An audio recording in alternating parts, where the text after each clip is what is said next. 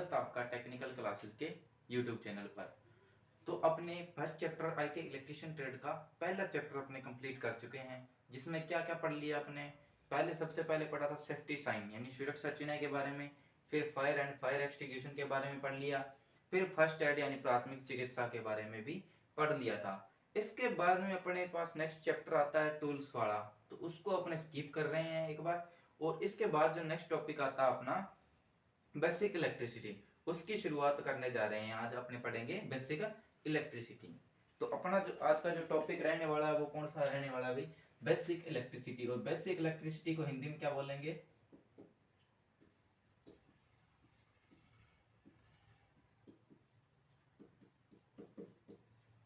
Basic electricity Hindi में बोले तो क्या आएगा? मौलिक विद्युत।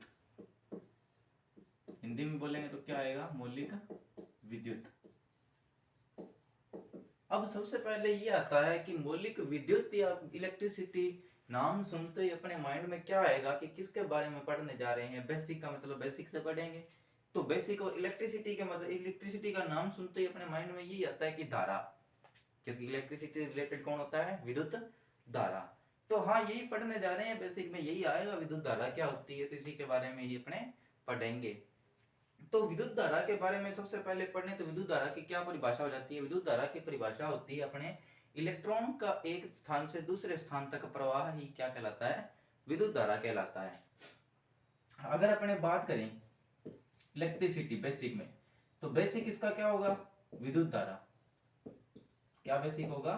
विद्युत धारा। अब विद्युत धारा क्या होती है? विद्युत धारा, इसके बारे में जानने थोड़ा सा।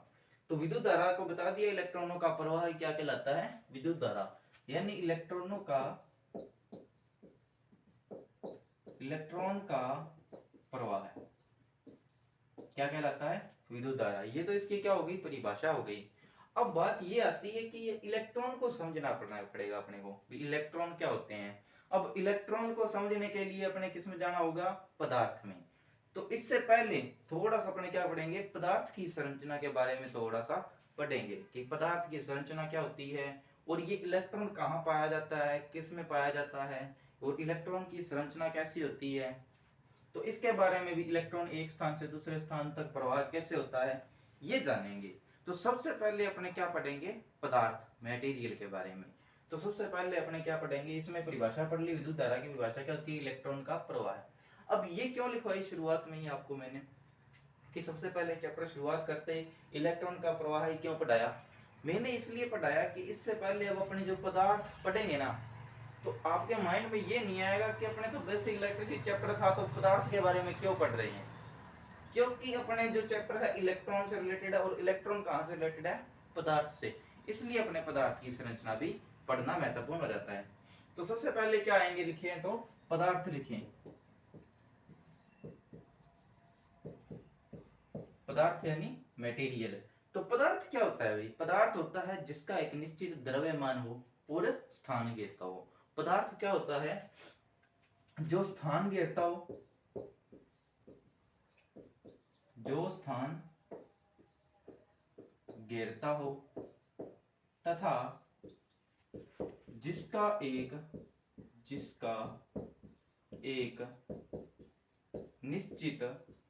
निश्चित द्रव्यमान हो। क्या हो भाई?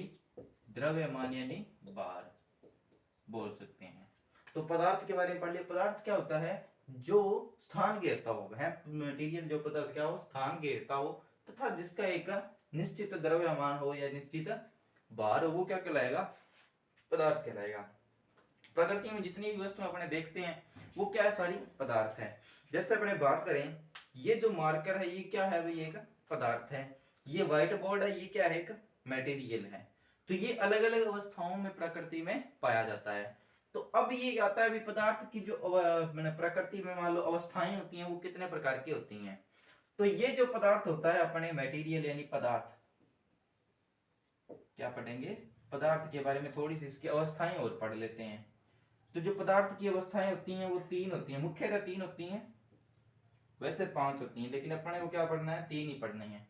तो पहली कौन सी होती है? पहली अवस्था होती है ठोस अवस्था। दूसरी आएगी द्रव, और तीसरी आएगी गैस। तो जो पदार्थ अपने को प्रकृति में मिलता है वो कितनी अवस्थाओं में मिलता है, ये इसकी क्या है भाई, अवस्थाएं। क्या है इसकी अवस्थाएं, कितने प्रकार की है, 3 प्रकार की। पहले 2 नंबर पे द्रव और 3 नंबर पे गैस। तो ये था अपने पदार्थ। पदार्थ क्या है, जो स्थान घेरता है, जिसका एक निश्चित द्रव्यमान हो। और पदार्थ अपने पास प्रकृति में कितनी अवस्थाओं में पाया जाता है, 3। मूल कितनी अवस्थाएं हैं इसकी, 3। पहला ठोस, द्रव और गैस। अब इनके बारे में अपन 3 चीजें और देख लेते हैं कि क्या क्या चीजें कैसे रहती हैं। सबसे पहले तो क्या है अभी, आकार देखना है इनका भी कौन से अवस्था में आकार क्या होता है और क्या नहीं होता। फिर अपने देखते हैं कि उसका आयतन क्या होता है, और तीसरा अपने देखना है भार क्या होता है। तो यहाँ पे अपने क्या कर लेते हैं, एक टेबल ही बन जाएगी। तो इस साइड अपने लिख लेते हैं, तो यहाँ पे क्या आ जाएगा अभी, आकार। क्या आ जाएगा, आकार।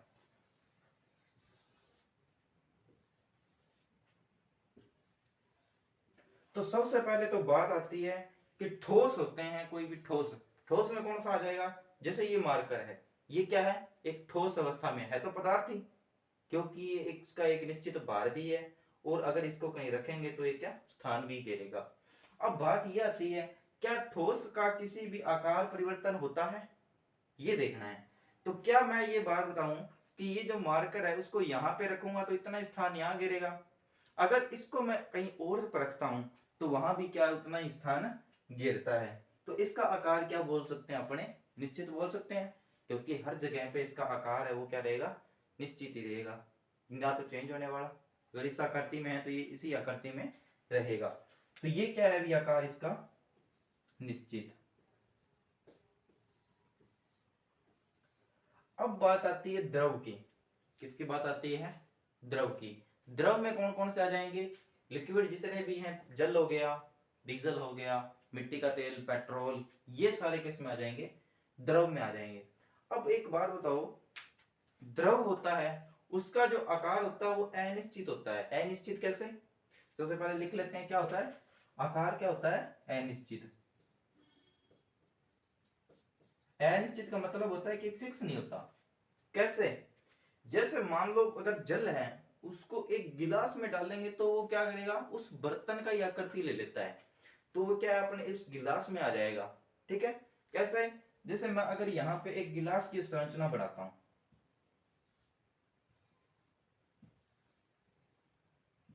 ये क्या भी एक गिलास, और इसमें मैंने क्या भर दिया, जल। क्या भर दिया, यहाँ पे ये जल भर दिया। अब इसने क्या आकृति, अब इस आकृति क्या है, इस आकृति में है, ये रेक्टेंगुलर या स्क्वायर वेव बोल सकते हैं। ठीक है, तो अब ये आकृति में है। अगर मैं इसी जल को, अगर मैं इसी जल को इस बर्तन में डालता हूं भाई, इस आकृति के बर्तन में डालता हूं मैं, तो अब इसी जल को मैं क्या करूंगा, इस आकृति के बर्तन में डालता हूं, तो आकृति कैसी होगी भी उसकी, ये आकृति होगी। क्या आकृति चेंज हुई, आकार इसका चेंज हुआ, बिल्कुल हुआ। पहले इसकी हाइट वो थी ज्यादा, मैक्सिमम ज्यादा थी, अब इसकी हाइट कम हो गई, तो आकार क्या हो गया, चेंज हो गया। इसीलिए अपने क्या लिख लेंगे, अनिश्चित। फिर क्या आता है, गैस के बारे में। तो गैस का भी यही होता है, अगर इस बर्तन को बंद करके और इसमें गैस भर दी जाए तो वो क्या करेगा, इस बर्तन में पूरा फैल जाएगा। अगर इसी गैस को, इतनी ही गैस को मैं इस बर्तन में डाल दूंगा तो वो इस बर्तन में पूरी फैल जाएगी। तो ये इसका आकार भी क्या हो जाएगा, अनिश्चित हो जाएगा। क्या हो जाएगा, अनिश्चित। तो ये तीनों चीज समझ गए, आकार ठोस का निश्चित होता है, द्रव का अनिश्चित, और गैस का भी अनिश्चित होता है। अब इसके बाद में क्या आता है, इसके बाद में आकार के बाद में अपन देखेंगे आयतन। आयतन क्या होता है, तो आयतन, इनके जानने से पहले अपने को आयतन पता होना चाहिए क्या होता है आयतन।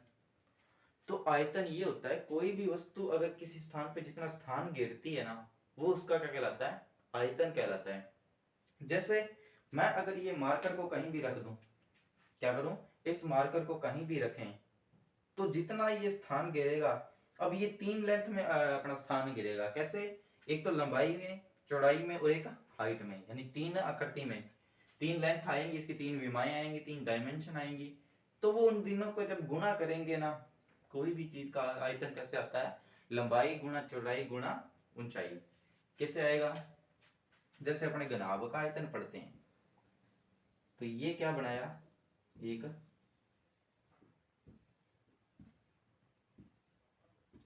घनाभ। अब इसका मैं क्या निकालना चाहता हूं, आयतन निकालना चाहता हूं।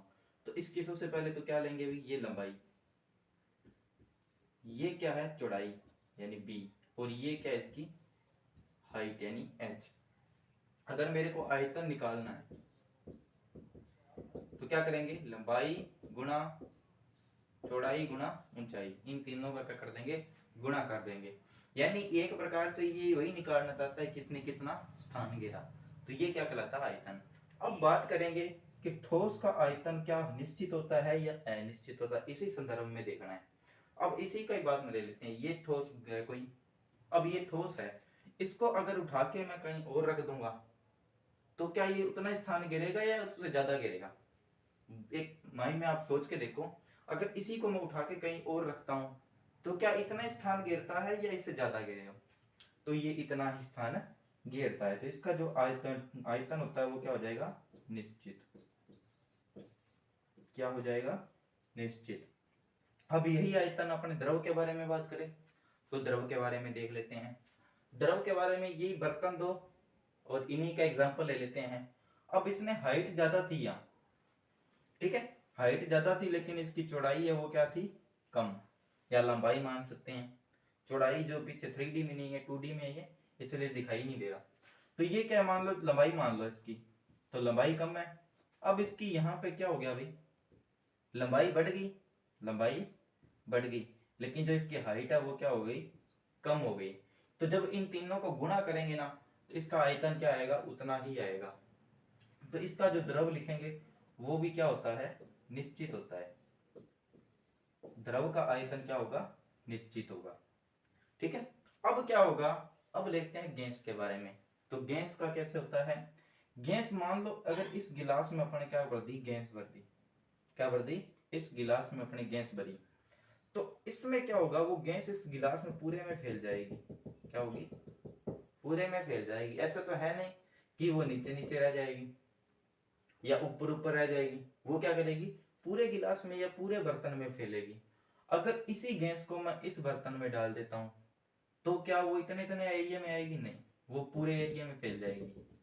क्या हो जाएगी, पूरे एरिया में फैल जाएगी। अगर इससे बड़े बर्तन में डाल देता हूं फिर वो उसमें फैल जाएगी। यानी इसका जो गैस का जो आयतन है वो हर स्थान पे चेंज होता रहेगा। वो डिपेंड करता है कि उस बर्तन की आकृति कितनी है जिसमें ये डाली जा रही है गैस। तो इसका जो आयतन वो आ जाएगा, वो क्या आएगा, अनिश्चित। क्या आएगा, गैस का जो आयतन होता है वो क्या होता है, अनिश्चित होता है भाई। अब इसके बाद में क्या आता है, भार। इसके बाद में क्या आता है, भार। तो भार इन तीनों का ही समान रहता है, कहीं भी रख दें। अगर यहाँ 2 kg का है तो इस बर्तन में जाने के बाद में भी 2 kg भार रहेगा। अगर यहाँ 1 kg गैस है इस बर्तन में डालने के बाद में भी 1 kg रहेगी, तो भार उतना ही रहना है। तो ये क्या रहेगा अभी, निश्चित। ये भी निश्चित और ये भी निश्चित। तो ये थी पदार्थ की संरचना। पदार्थ जो स्थान घेरता है, जिसका एक द्रव्यमान हो। पदार्थ अपने पास 3 अवस्थाओं में मिलता है, ठोस द्रव गैस। ठोस का जो आकार होता है वो निश्चित होता है, आयतन होता है वो निश्चित होता है, भार होता है वो निश्चित होता है। यानी ये तीनों ठोस की तीनों चीजें क्या होंगी, आकार आयतन और भार निश्चित होता है। इसके बारे में द्रव, द्रव का जो आकार होगा वो अनिश्चित होगा, जिस बर्तन में डालेंगे वो उसी का आकार ले लेगा। आयतन होता है वो निश्चित होता है द्रव का, और भार वो भी निश्चित होता है। इसके बाद में 3 अवस्था आई थी गैस। तो गैस का जो आकार होता है वो अनिश्चित होता है, और आयतन होता है वो भी अनिश्चित होता है, और भार होता है वो निश्चित होता है। तो ये थी भी पदार्थ। अब बात करते हैं कि पदार्थ होता है वो किन पदार्थों से मिलकर बना होता है।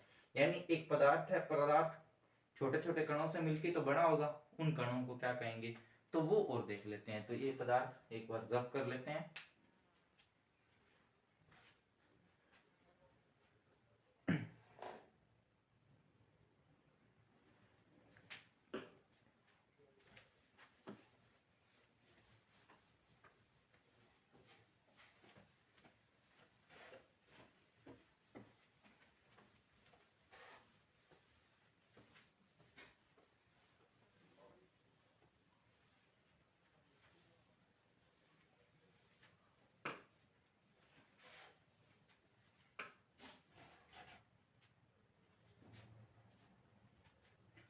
अपने पदार्थ पढ़ चुके हैं। अब पदार्थ होता है वो छोटे छोटे कणों से मिलकर बना होता है। उन कणों को क्या कहते हैं? उन कणों को कहते हैं अणु, मोलिक्यूल्स। उनको क्या कहेंगे? अणु। अब अणु क्या होता है? तो अणु की जो परिभाषा होती है वो होती है पदार्थ का वह छोटे से छोटा कण जो रासायनिक क्रियाओं में भाग लेता है और भौतिक रूप से क्या होता है? स्वतंत्र होता है। तो इसकी परिभाषा लिखेंगे तो क्या लिखेंगे?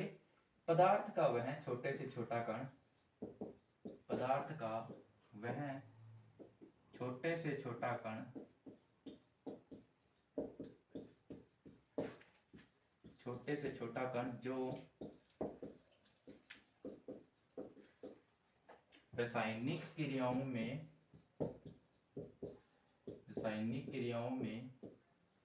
भाग लेता है तथा भौतिक रूप से स्वतंत्र होता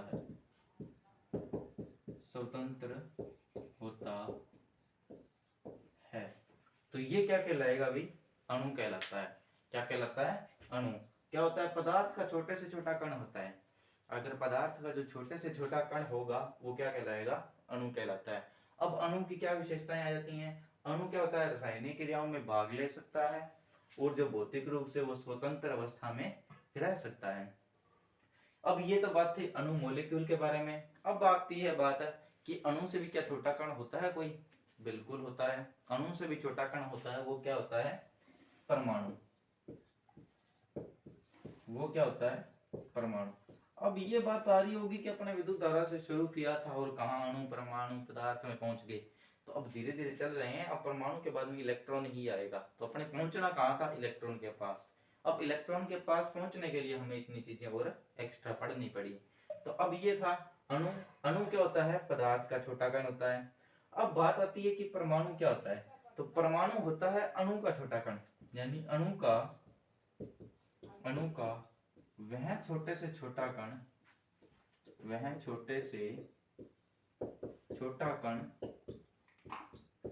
जो रासायनिक क्रियाओं में भाग लेता है परंतु भौतिक रूप से स्वतंत्र अवस्था में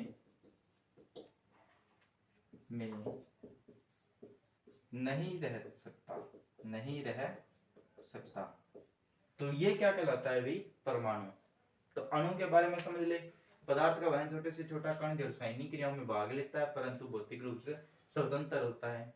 परमाणु क्या होता है? परमाणु अणु का भी छोटा कण है, यानी अणु का छोटा कण जो रासायनिक क्रियाओं में भाग तो लेता है परंतु भौतिक रूप से स्वतंत्र अवस्था में नहीं होता। कैसे? जैसे H2O है। एग्जाम्पल के तौर पे लिखें तो क्या लिखेंगे? H2O। अब ये एक अणु है। अब इसमें क्या है? हाइड्रोजन के 2 परमाणु हैं और ऑक्सीजन का 1 परमाणु है। तो ये 2 अणु मिलके क्या बने हैं? अणु है, 2 परमाणु। तो ये क्या है? हाइड्रोजन के 2 परमाणु है और ऑक्सीजन का 1 परमाणु है। ये मिलके अणु मिलके क्या बनाएंगे? पदार्थ बनाते हैं। ठीक है। H2O क्या होता है? वैसे जल का रासायनिक सूत्र है। तो ये किसका है? जल का। एक H2SO4 आता है, तनुगंध कमल या सल्फ्यूरिक कमल बोलते हैं। तो ये भी यूज होता है, बैटरी सेलों में यूज होता है। तो ये आता है। अब ये क्या है? छोटे छोटे अणु हैं। तो ये हाइड्रोजन के अणु, ये सल्फर के अणु। तो ये अलग अलग अणु परमाणु मिलके अणु बनाते हैं भाई। तो ये था परमाणु। समझ में आ गया होगा परमाणु क्या होता है। अब बात आती है कि परमाणु क्या अपने अंतिम कण है जो छोटे से छोटा कण है। इसके बाद में क्या छोटा कण नहीं होता? बिल्कुल, इसके बाद भी छोटे कण होते हैं। एक परमाणु में भी छोटे कण पाए जाते हैं। तो वो कौन कौन से होते हैं उनके बारे में अपने पढ़ लेते हैं। अब पढ़ने जा रहे हैं इलेक्ट्रॉन के बारे में। अब बात क्या आएगी? इलेक्ट्रॉन के बारे में। पहले इतना नोट कर लो अगर करना है तो ये क्या है? अणु के बारे में पढ़ लिया, परमाणु। अगर बेसिक संरचना पढ़ें तो ये मान लो अपने पास क्या है? पदार्थ। अब इसका छोटा भाग क्या कहलाएगा? ये मान लो अणु। अब अणु का का छोटा भाग क्या कहलाएगा? परमाणु। तो ये है भी संरचना। परमाणुओं से मिलके अणु बने, अणुओं से मिलके पदार्थ बना। ठीक है, अगर ये तोड़ते जाए माइनस माइनस तो ये प्लस प्लस। परमाणु मिलके अणु बनाएंगे, अणु मिलके पदार्थ बनाएंगे। तो समझ में आ गया होगा। अब अपने पढ़ते हैं परमाणु संरचना। क्या पढ़ेंगे? परमाणु संरचना।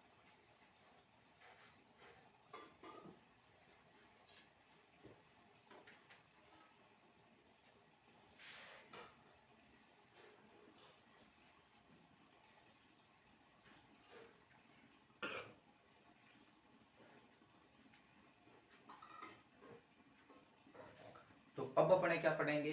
परमाणु की संरचना। क्या पढ़ेंगे? परमाणु की संरचना। तो परमाणु की संरचना में क्या आ जाते हैं भी? इसमें देखें तो सबसे पहले परमाणु में क्या आते हैं? कुल 3 प्रकार के कण पाए जाते हैं। कण कितने पाए जाते हैं? 3 प्रकार के। 3 प्रकार के। कौन कौन से वो 3 कण होते हैं? तो पहला होता है इलेक्ट्रॉन। पहला कौन सा होता है? इलेक्ट्रॉन। दूसरा आता है प्रोटॉन और 3 नंबर पे आता है न्यूट्रॉन। ठीक है भाई। अब ये है इलेक्ट्रॉन, प्रोटॉन और न्यूट्रॉन। तो ये था परमाणु की संरचना में 3 कण, इलेक्ट्रॉन, प्रोटॉन और न्यूट्रॉन। अब बात आती है कि इसका जो बिल्कुल केंद्र भाग होता है, एक परमाणु का केंद्र भाग या जो केंद्र का भाग होता है, बिल्कुल बीचों बीच का पार्ट, उसे क्या कहते हैं? तो उसे अपने क्या कहेंगे? नाभिक। उसे क्या बोलेंगे? नाभिक कहते हैं। और नाभिक आती है, नाभिक के अंदर कौन कौन से 2 कण? तो पहले डायग्राम बना लेते हैं। सबसे पहले मान लो ये अपने पास क्या है? एक परमाणु। अब इसका जो केंद्रक बनेगा, अब ये बना लिया आपने बिल्कुल केंद्रक भाग, जो केंद्र कहलाता है। अब इसे क्या कहेंगे? इसे कहते हैं भी नाभिक। इसे क्या कहेंगे? नाभिक। और ये क्या है? परमाणु। ये क्या है? परमाणु। अब बात आती है कि परमाणु की जो खोज है वो किसने की थी? परमाणु की वो खोज है वो किसने की थी? तो वो आता है जॉर्ज थॉमसन।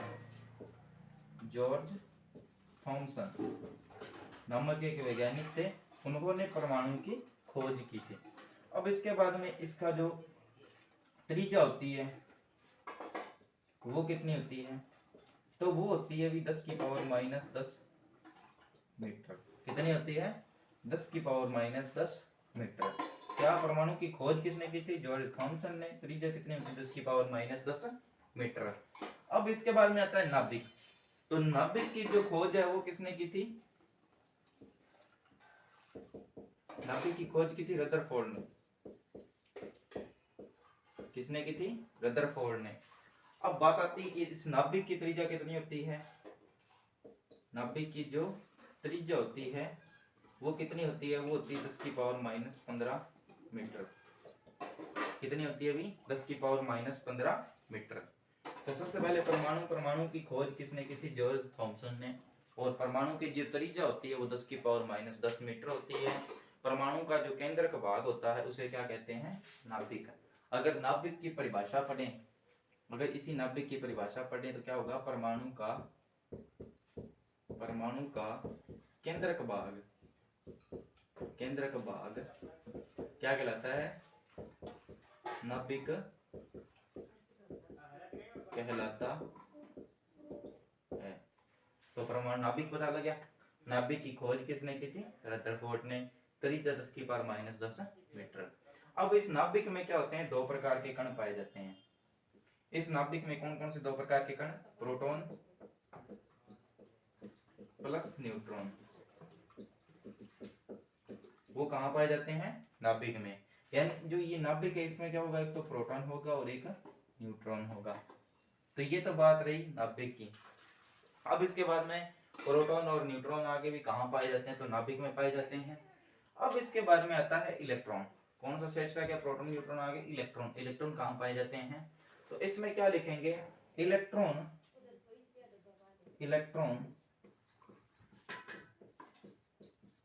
नाभिक के चारों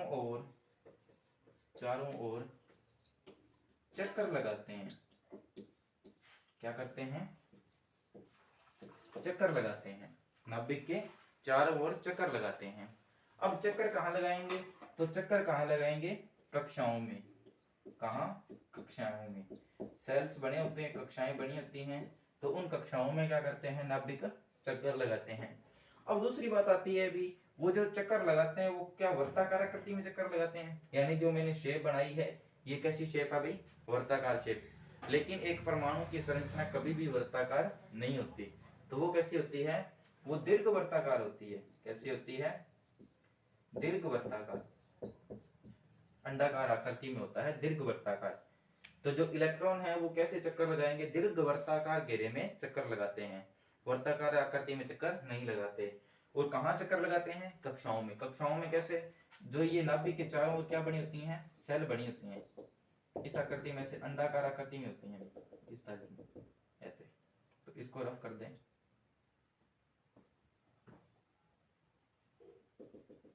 तो इस आकृति में पाई जाती हैं ऐसे।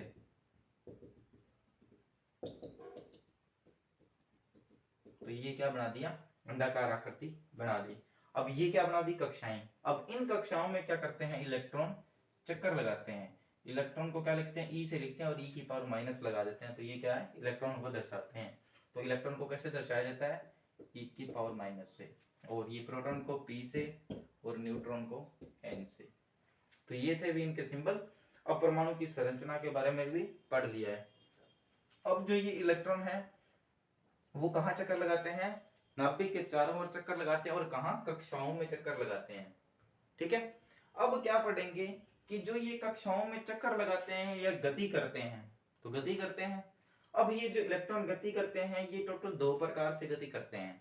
कौन कौन से दो प्रकार की गति होती है, एक तो होती है चक्रण गति। क्या होती है, एक होती है चक्रण गति और एक होती है कक्षीय गति। तो उस गति के बारे में अपने देख लेते हैं। सबसे पहले ये इतना परमाणु की संरचना के बारे में समझ में आया। परमाणु में कण कितने प्रकार के, तीन प्रकार के, इलेक्ट्रॉन, प्रोटॉन और न्यूट्रॉन। तो ये सारी परमाणु की संरचना बता दी, परमाणु का खोज किसने की, इधर नाभिक की साइड आ गया, और इलेक्ट्रॉन के बारे में बता दिया कि इलेक्ट्रॉन को कैसे चक्कर लगाते हैं, कहाँ पाए जाते हैं। समझ में आया। अब इलेक्ट्रॉन दो प्रकार की गति करते हैं, उसके बारे में पढ़ लेते हैं।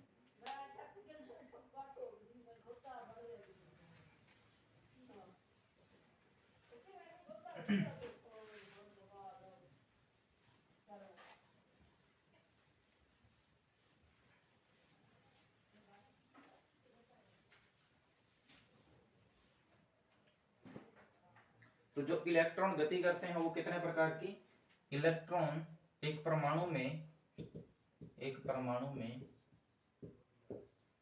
इलेक्ट्रॉन दो प्रकार से गति करते हैं। तो कौन कौन से हैं वो दो प्रकार, उनके बारे में जान लेते हैं। तो सबसे पहले कौन सा आएगा, सबसे पहले आता है कक्षीय गति।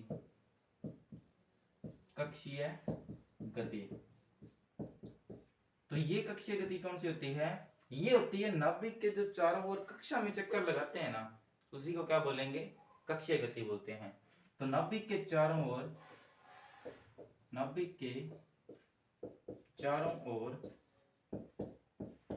कक्षा में गति करना कक्षीय गति कहलाता है। कक्षीय गति कहलाता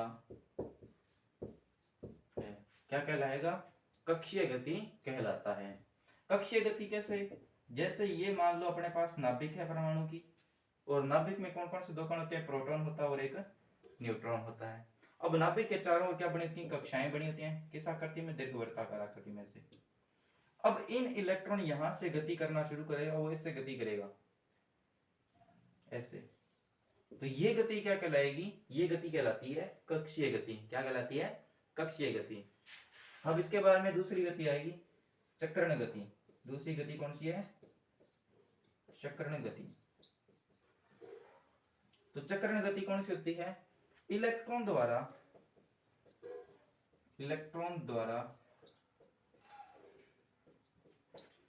अपनी ही दूरी पर की गई गति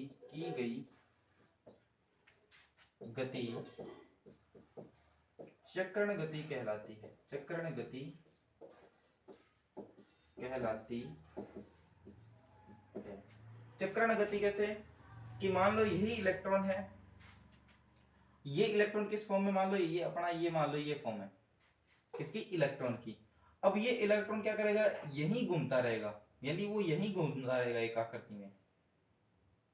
एक तो इसके चारों ओर घूमेगा, उसे बोलेंगे कक्षीय गति, और एक अपनी ही दूरी पे, जैसे ये एक क्या है, मार्कर है। अब कोई चीज इसके चारों ओर अगर घूम रही है तो वो क्या है, कक्षीय गति।